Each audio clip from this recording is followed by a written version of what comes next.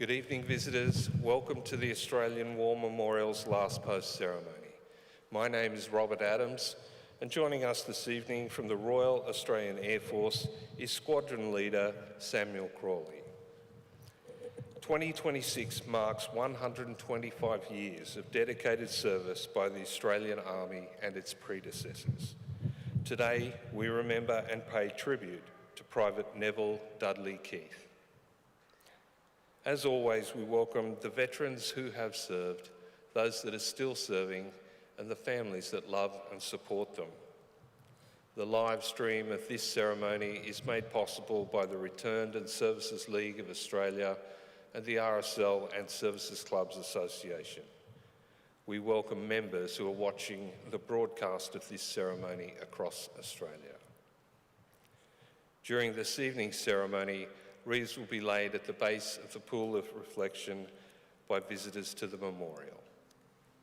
If you are able, I now invite you to please stand and join in singing the national anthem.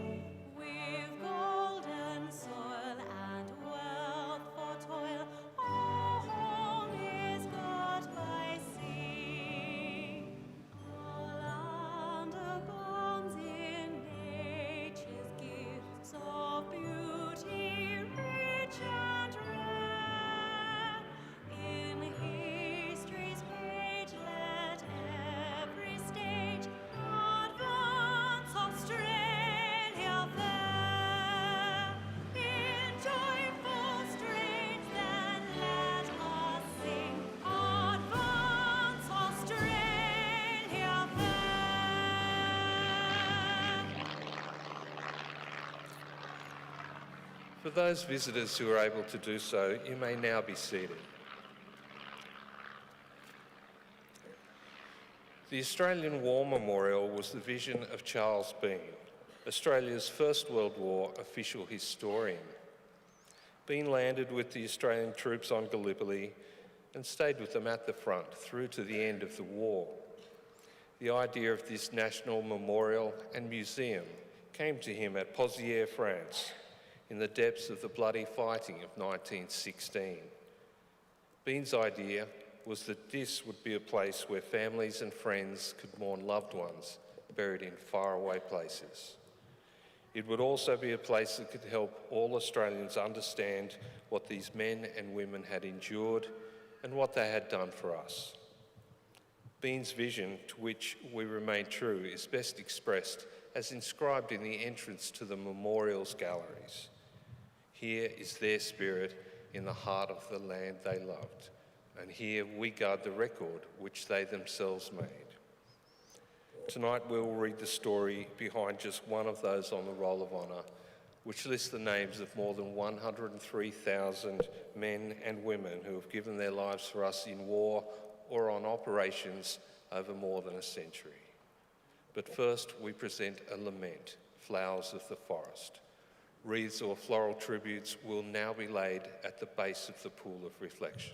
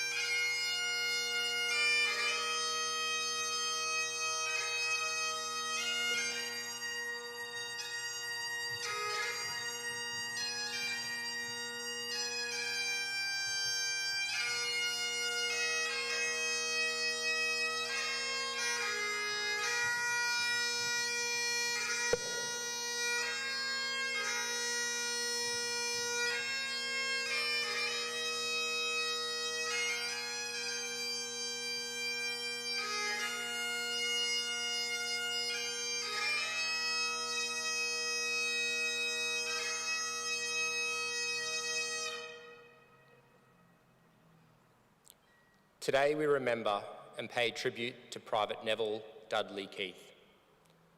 Neville Keath was born on the 2nd of February 1897 in the Victorian seaside town of Queenscliff. He was the youngest of 4 boys born to John Henry Keath and his wife Mary. The family lived on Bethune Street in Queenscliff throughout Neville's childhood. He and his brothers, Cliff, Vincent and Garnet, attended the local state school in nearby Point Lonsdale. The boys were also active members of the Queenscliff Football Club during their teens and early 20s. Neville's father died in 1909, leaving Mary to care for her 4 boys. After completing his schooling, Neville began working as a grocer's assistant in the store at the Royal Australian Garrison Artillery Barracks at Fort Queenscliff. He was also an active member of the 69th Infantry Militia, having spent 4 years as a military cadet. Neville also joined the Queenscliff Fire Brigade during this time. Neville Keath enlisted in the Australian Imperial Force on the 22nd of July 1915 and was allotted to reinforcements of the 22nd Infantry Battalion with the rank of private. His older brother Cliff enlisted in New South Wales 2 months later. Having spent the remainder of 1915 undertaking initial training in Australia, Neville departed Melbourne in the troopship Afrique on the 5th of January 1916, bound for Egypt. After disembarking, he joined the 6th Training Battalion at Zaytoun before being transferred first to the 57th Battalion and then to the 58th Battalion at Tel El Kebir.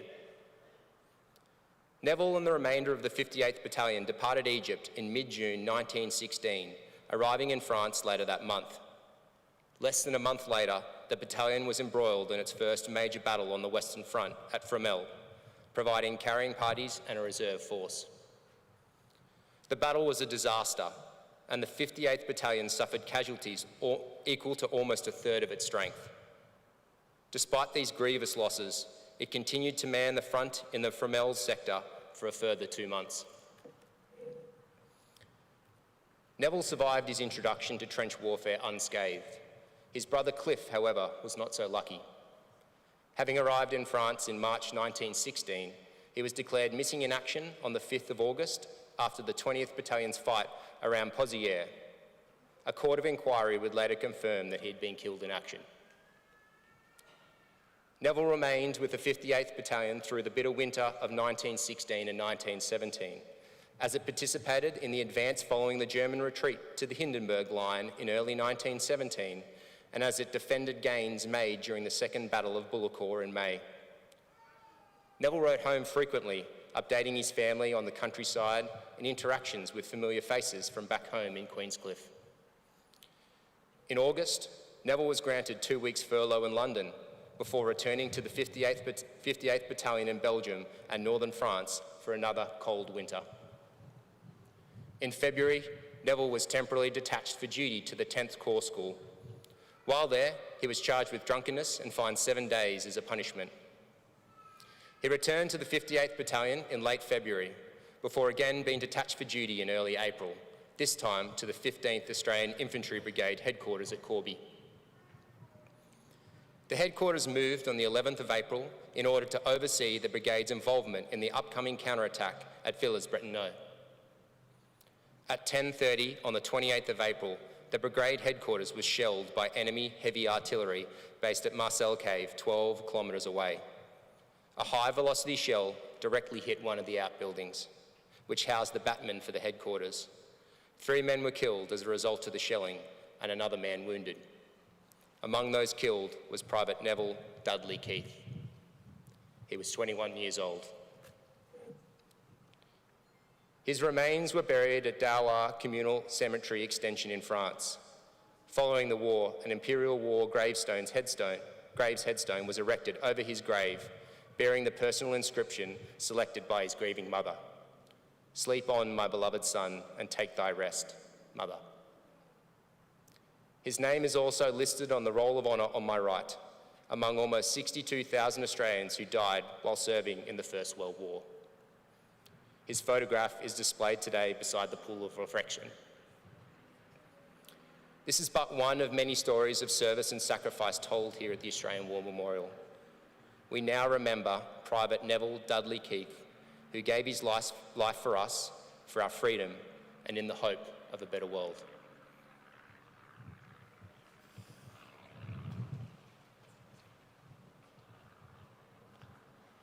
Please stand for the reading of the ode and the sounding of the last post.